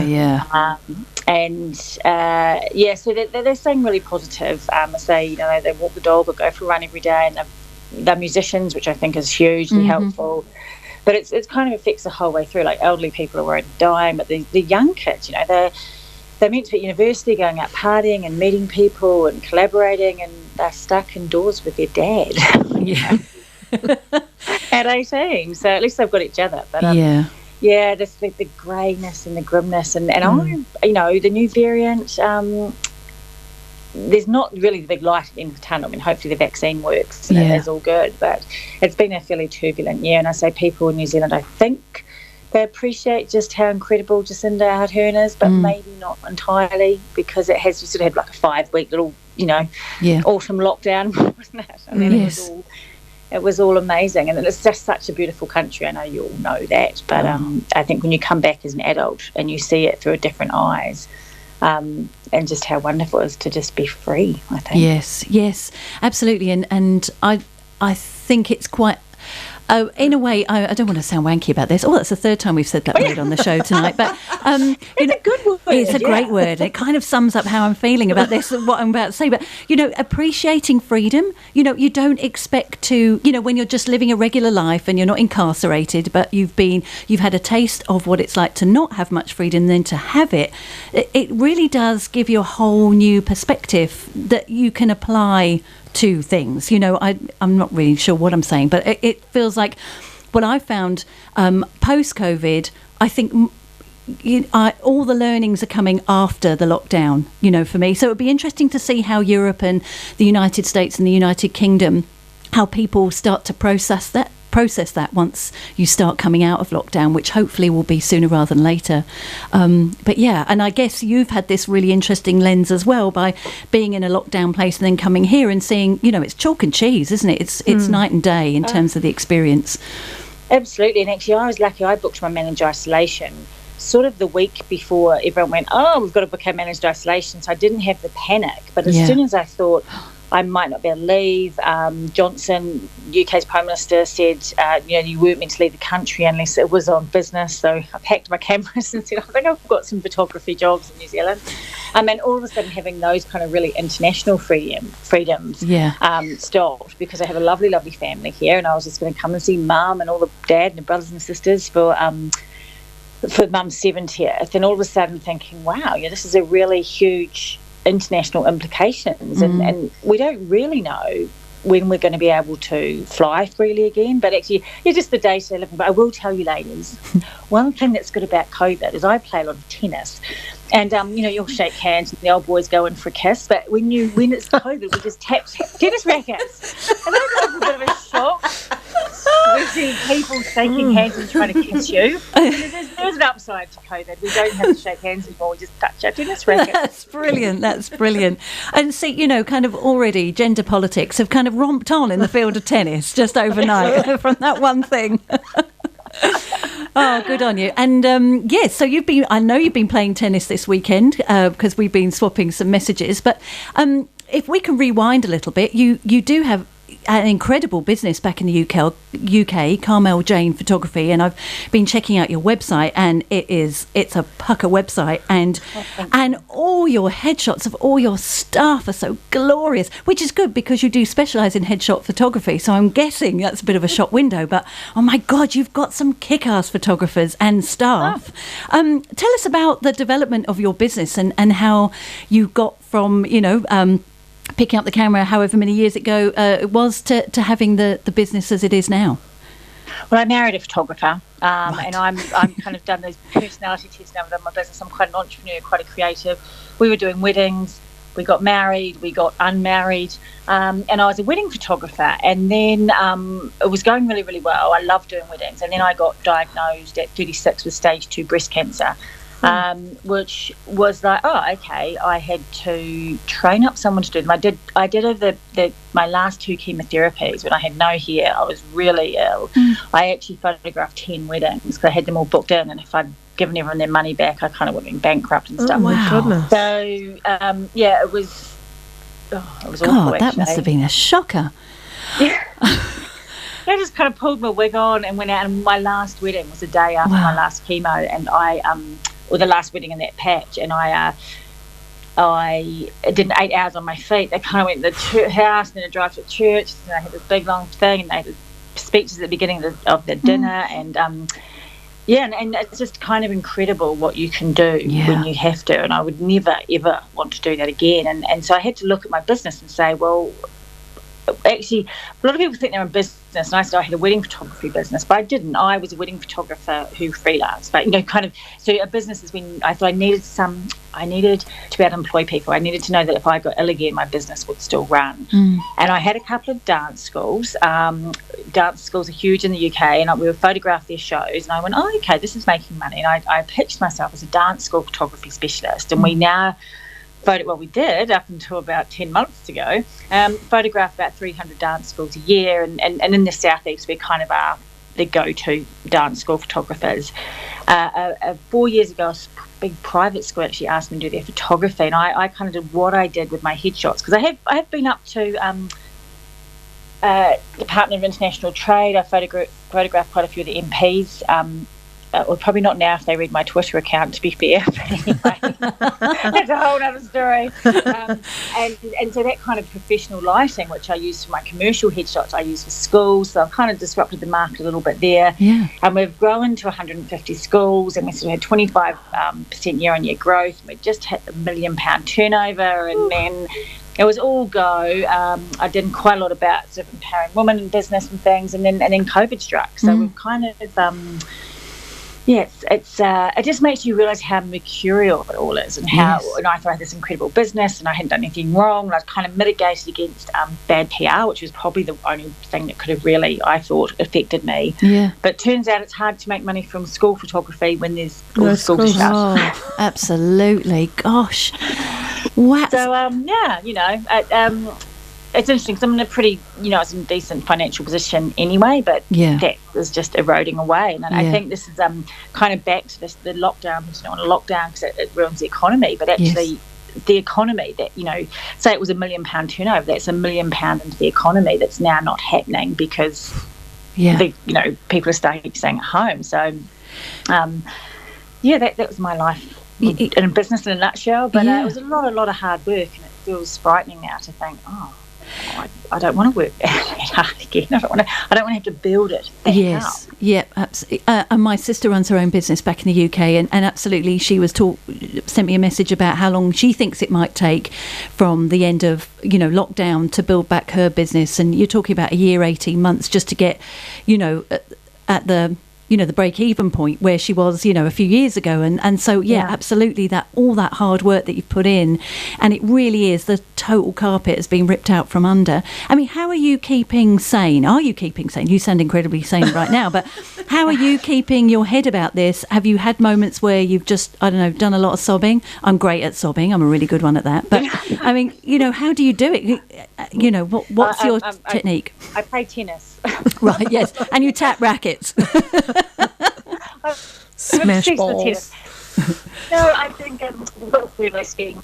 So most of my wages being paid, I'm losing a lot of money a month at the moment. But we did get out September, October, which in the UK is an individual photography season. So we kind of got we did it right, actually. Good. Then we've got I did a lot of work in the school holidays, so we actually did a lot of improvements on the business. So good. We actually last November, just over 12 months ago, I'd ordered this new printer, so a big wet lab, which is sort of was a £80,000 investment, and it was all exciting. And it came from Japan. It took 5 or 6 months to get there, so we got it delivered in the middle of April when everything was in full lockdown. And I must admit, I had to do that happy Facebook post going, look what I've got. There were tears going, what have I done? But actually, when it comes back, it's going to be all good. It was a huge improvement. I just said, okay, I'm taking 6 months backwards, but I'm really, really concentrating on my business. We did a whole lot about improving systems. And if it's just so long as the new variant doesn't go crazy, the vaccine largely works, and we're back really in the full swing of things in September, it would be absolutely fine. And it just has to, I don't know, you just have to accept it. And luckily, we're not going to be massively affected by Brexit, which is a whole other kettle of fish, which is, I think you just have to stay positive and always look for the upside. The upside is I can improve my business. We're back in lockdown. I'm working in New Zealand on my marketing. I'm about to do a load of marketing posts and just going, this is my chance to catch up. Yeah. I think you've got to see the upside if there is one of everything. Yeah. Just keep moving forwards, even if it's tiny steps. Absolutely. Now, you've also delved into the podcast universe. Am I right in saying that you've had a podcast in the past? Yes. I did a little bit of. I used to do quite a lot of YouTubing and blogging rather. Which was anyone in business. I think it's a really fantastic thing to do. You just have to kind of be that person in front of the camera. I used to just do it on my iPhone and edit an iMovie. We now have a film side to our company as well, so I have a film crew when I do it now. Wow. And then I got a radio show like you ladies, but it was around women in business. So I interviewed local businesswomen and shared their stories, and we made that into a podcast. As I've taken a little break from that actually, but really, really love doing it. And it was just, radio shows are cool, aren't they? You get to meet lots of interesting people. Oh, you do. It's great if you're nosy and sociable. If it's something you really want to learn about, just invite them. Totally, absolutely. If people nosy is a good thing. If people are interested in finding you online in that way in your podcast, what should they be looking for in Apple, iTunes, and the other podcast feeds? It's Carmel Jane Talks Business, and I think there's about 15 or 20 podcasts all around. I think it's a couple of men, but it's mainly all women, all with different stories. And do you know what's interesting? You must get this as radio show. Everyone, everyone's like an onion, aren't they? And you start peeling them, and they've got layer after layer. And you never really know what their stories are, do you? No. And it's fascinating, and everyone comes at things from a different angle, and I just I absolutely loved interviewing people. It's quite nice to just answer the questions actually and think about them and plan, but there you go.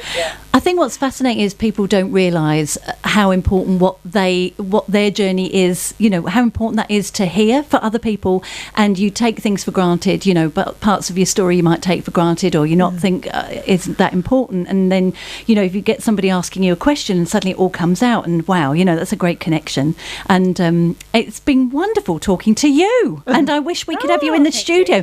And do you think if you get stuck and you can't go back to the UK, jinx it, Lucy. I'm not saying that's an ideal outcome for you, but it could be an ideal outcome for us if you're in Greytown and we can properly meet you.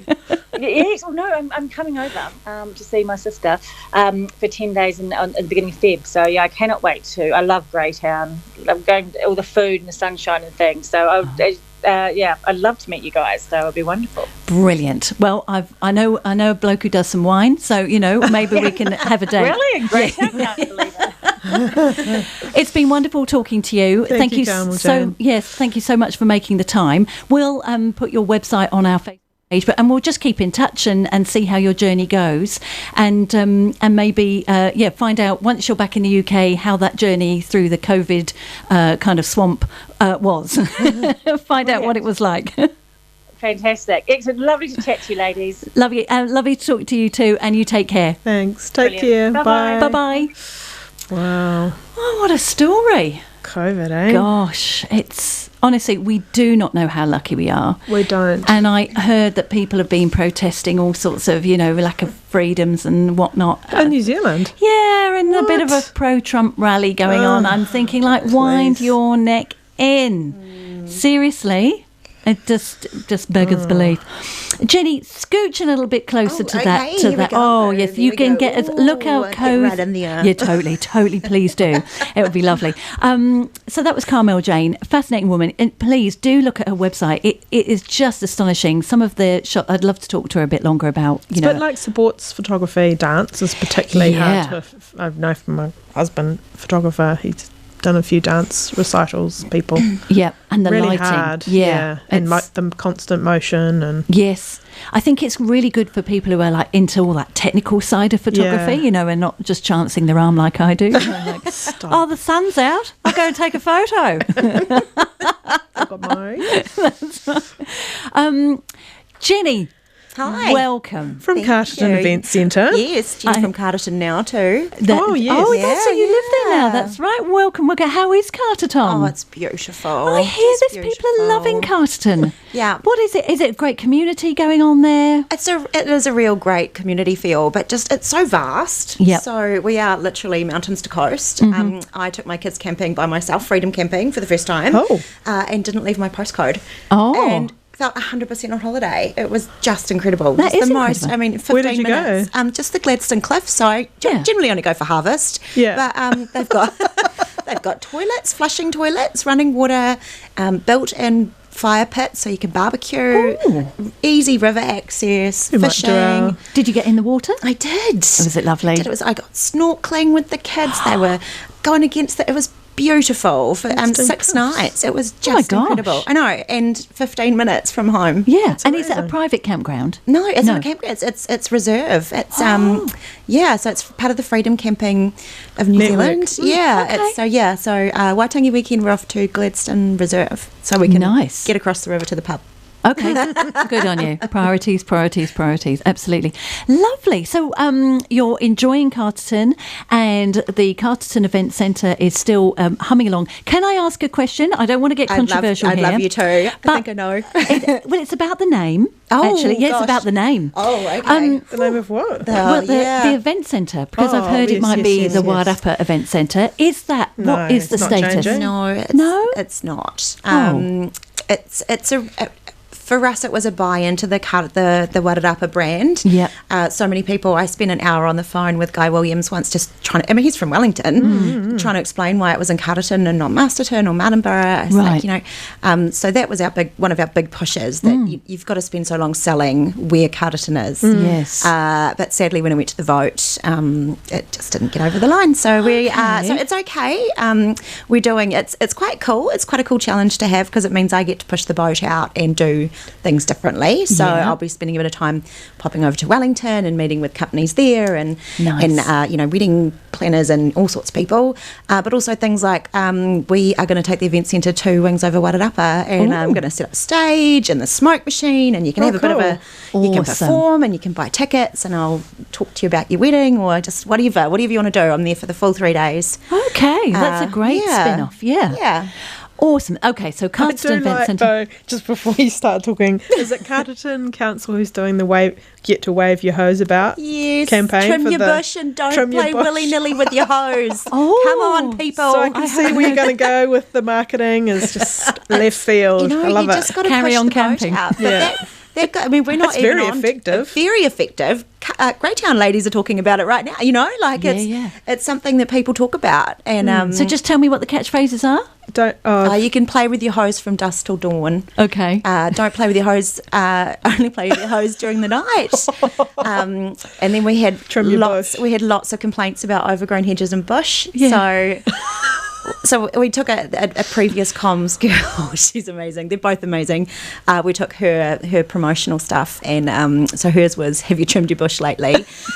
and tied that in with the "Don't play with your hose willy-nilly," and everything went viral. We're not on Twitter. We were retweeted like 100 and something odd times. Wow. Like, it went everywhere. That's impressive. Yeah. I Massive. like it. But it worked. It worked. You could see the water usage dropping. The hedges looked better. The bushes were trimmed. People were sleeping well. Yeah. This is great. I like that. I like that very much. Also, now you're here to talk about events as well that's going on. And last time we spoke to you, we were just coming out of lockdown.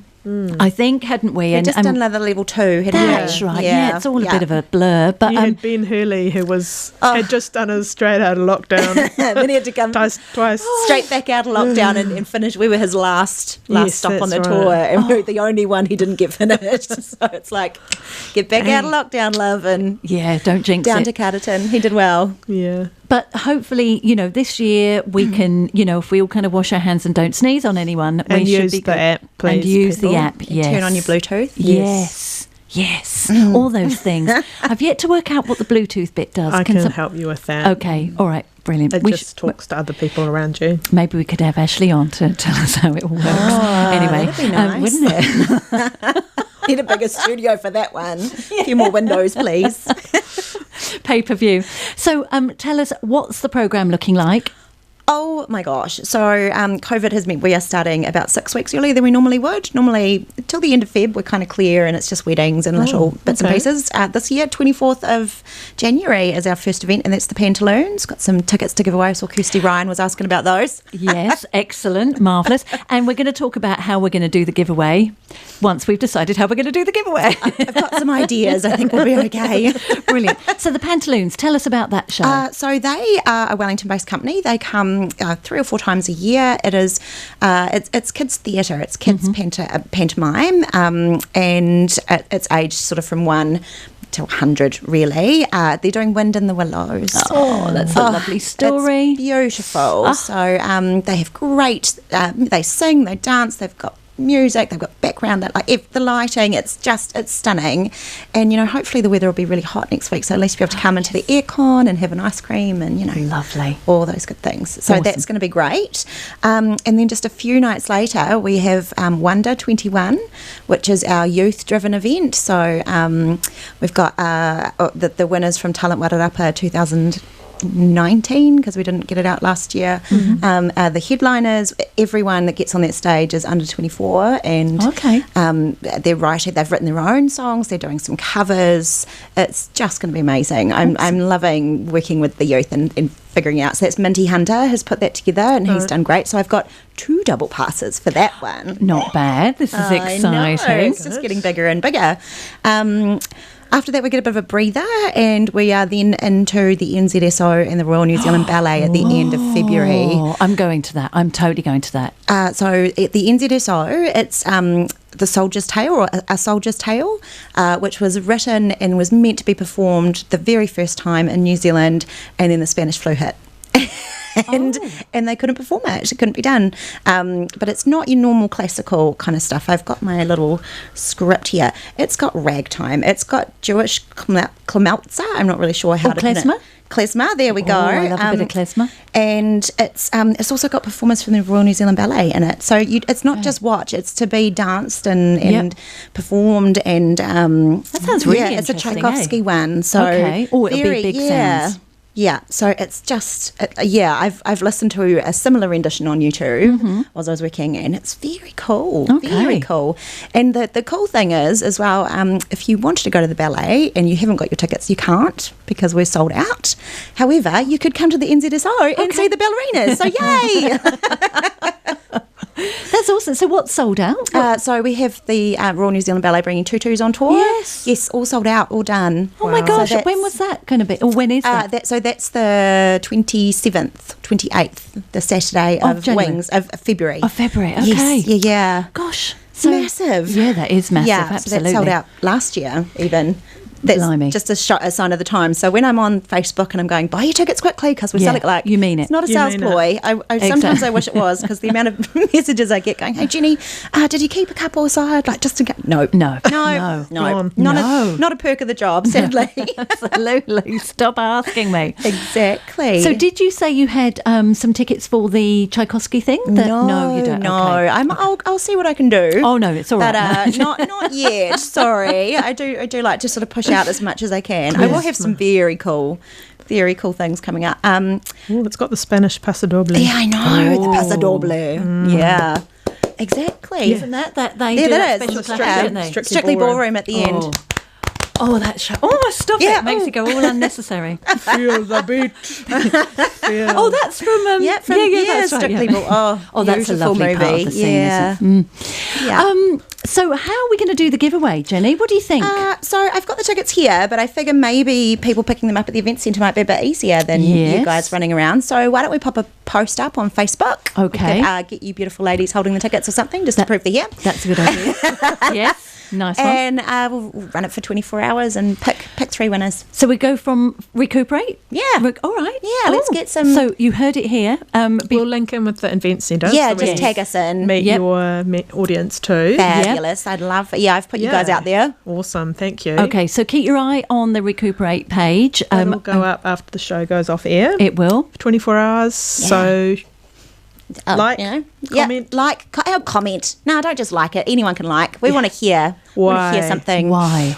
Which tickets you're interested and what you're doing this summer. Okay, so what's available? It's the pantaloons. The Wind in the Willows pantaloons. Yep. And then we've got 2 double passes to 1 to 21. Awesome. Okay, so you're going to you're going to comment, and you can share as well as an added extra. Yeah. That would please us. Oh my God. Yeah. Oh, I'm extra chocolate fish for the sharers. Feeling all the feels.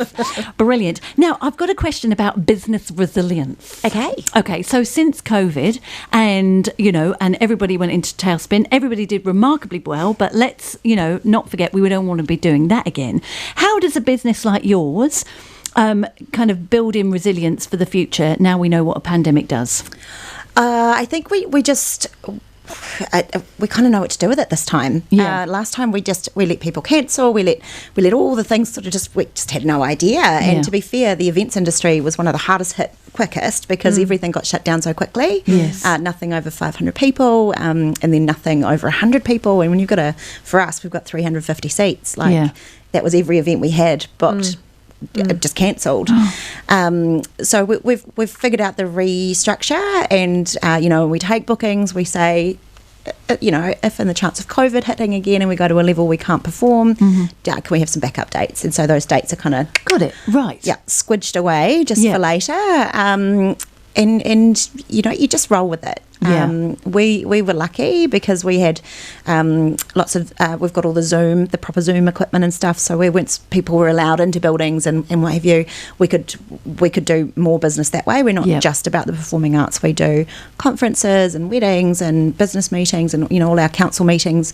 But the cool thing is that people are keeping that up. So Carterton District Council is the only one that still live streams all their council meetings up until the public exclusion point. No one else does that. So that's cool. And it's great, and people can ask questions. We don't always get a chance to answer them, but if you can't be there, they probably get a better attendance rate if they did that in all the other districts. You can, it's like keep forgetting and have to go down. Yes, Oh, yeah, I think we all need to get with the programme, don't we? Yeah, and even if you can't watch it live, it's always there in the Facebook feed to go see later. So that's always really, and people love that, and we're all about trying to make sure everyone's included and heard and hears what we're saying. So that's our role, really. For a small little council, Carterton really does. Packs a punch. It does pack a punch, doesn't it? Pack a punch. Just because we're the heart. We are the heart of the Wairarapa. Stop it.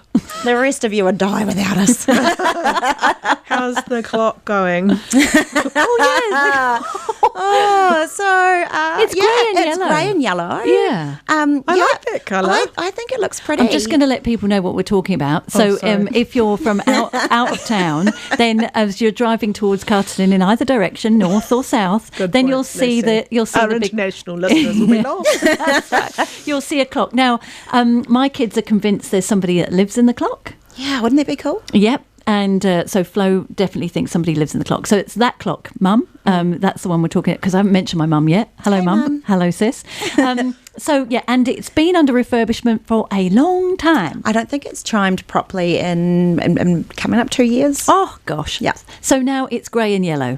It's beautiful, and it's not going to fall over in an earthquake. No. That was the point. It wasn't about painting it. Yeah. It wasn't earthquake sound, and we needed to lead by example because obviously all the buildings on the high street that have been earthquake, registered and need work that starts this July. So we had to bite the bullet and get that done. Got it. Yes.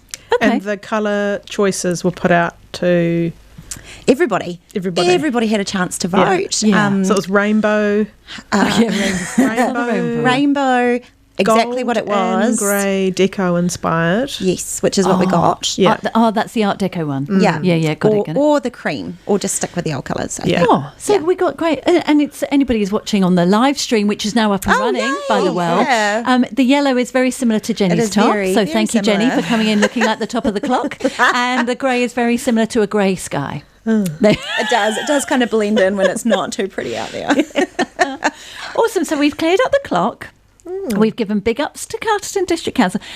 We've only got a few minutes. We've got like 10 minutes. Have we got a very quick song we can just give people's ears a rest? Yes. I mean, I know I'm just so excited. Uncultured screeching. Yes.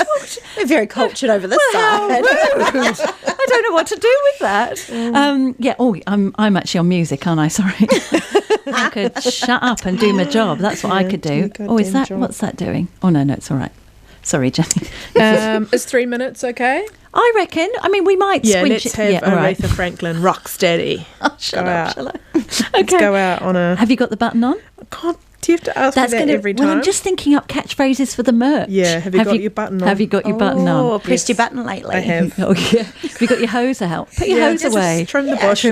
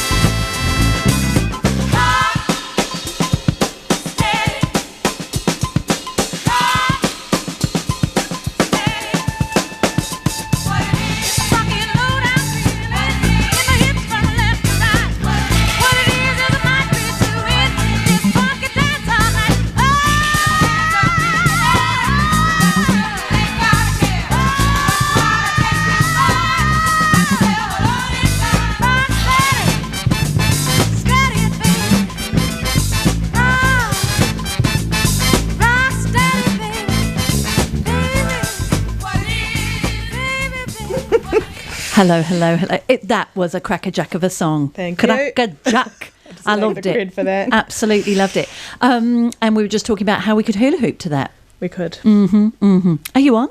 Have you got your one on? Yeah. Okay, good. Sorry.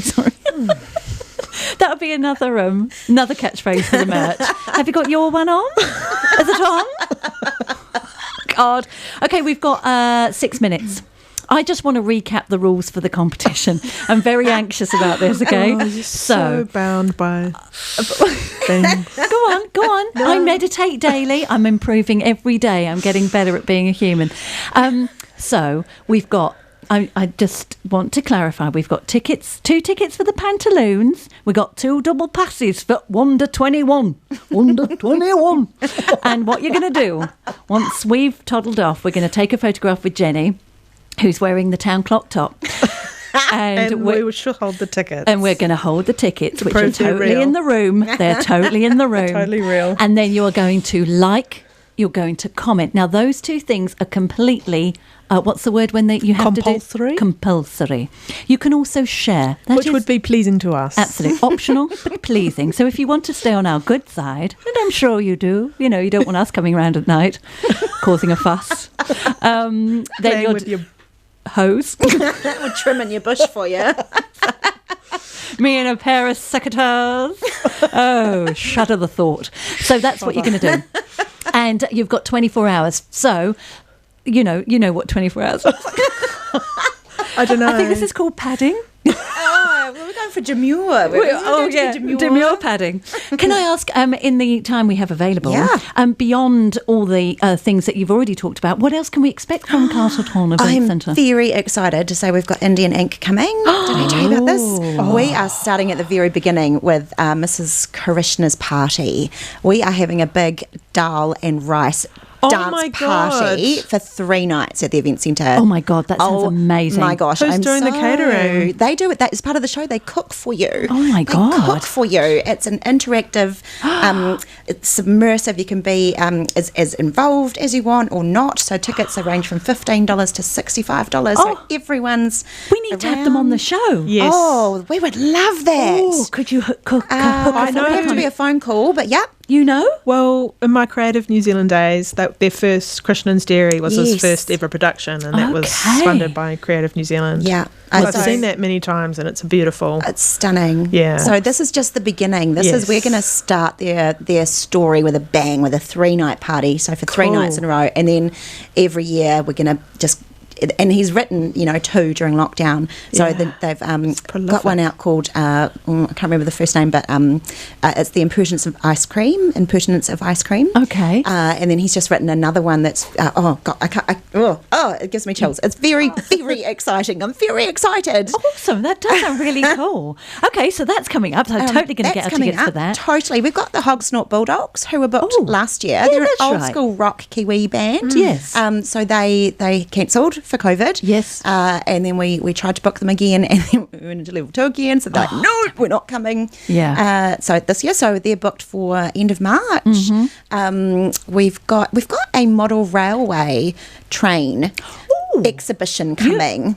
Are you into model railways? No, I think is that the one that used to be at the Society? Yes, that is awesome. So they're coming to us. So that's exciting. That is exciting. And with the space, they can put out everything. Everything. They have a circus train, which has got all the animals inside. Oh, that sounds amazing. That's really cool. What a wonderful thing. There's something really alluring about model trains, isn't there? Even if you're not into them. See, I'm not into them, but then when you're around them, you're like, exactly, it's quite cool. Yeah, it's kind of cool, like miniature. I love miniature. Carry on. My goodness. So we've got the Winter Festival coming back. Oh, okay. We have got full-blown real ice. Oh, like full-blown. Yeah. Oh, announced right here. We did do a press release that was about this big in the paper, but here we go. Ta-da! We've got real ice. Ice, baby. How's that July happening? school holidays. So we're just confirming the contract with the location. It won't be in the event centre. Okay. It'll be an outdoor 10 days. Wow. Real ice. Wow. And we'll put on some amazing... Real ice rink. Real ice rink. Wow. So not that plastic stuff that your Not the feet always plastic get stuff stuck that to. was not working too well last time. No. This is real ice, baby. Brilliant. Yeah. Well done. That sounds very So that was cool. meant to happen last year too, but then, Well, COVID. that's something to look forward to. Yeah, July school holidays are going to be massive. So Gotta say though, I hate ice skating. Hate it with a passion. Okay. But that's just I love me. watching it. yeah, but we've Exactly, got, I like watching, So yeah. there's an ex-Olympic figure skater who lives in Featherston. Oh, stop it. I know. So We we gotta are get them going to. on. So hey, hopefully she's listening because we're trying to find you. Oh. and we hang on, desperately want let's you to put it come. out there. If you know who the ex-ice figure skating person is who lives in Featherston, let Jenny know. Get in touch. I will Yeah. get you tickets to something and a chocolate fish. Like we would Brilliant. love that. We've got 30 seconds. Yeah. we What better else say is goodbye. happening? Daffodil Festival in yes. September. Brilliant. God, you've brought us well up to speed. But what we'll do is we'll have you back on I'd love to in a come few back. months' time, and Done. we can reflect on the year so far. We can explore more ticket offers. We can refine our competition technique, which is going to be like, comment, compulsory, share if you can in the next 24 hours. Look at Facebook in the next wee while. Good. Should we say goodbye? Let's do that. Can I just say I've really enjoyed the show? Good. I have. It was a rocky start, but I'm fully back, and I was thinking I'm going to give it all up for something else. But I'm back in the swim. Thank you, Jenny. Thank you. Thank you to Jenny. Carmel Jane. Thank you. Thank you to Richie Ferguson. Thank you, Thank you to Richie. Becky Bateman. Thank you to Becky Bateman. Thank you to Lucy. Thank you to Katie. Thank you to Toby. Thank you to Toby. Thank you to Veronica. Thank you to Michael. Thank you to New Zealand On Air for helping to bring Arrow FM on air. Okay. Should we Have go? a good evening. Yes. All right. We'll see you in next February. month. All Yeah. right. Love you lots. Bye.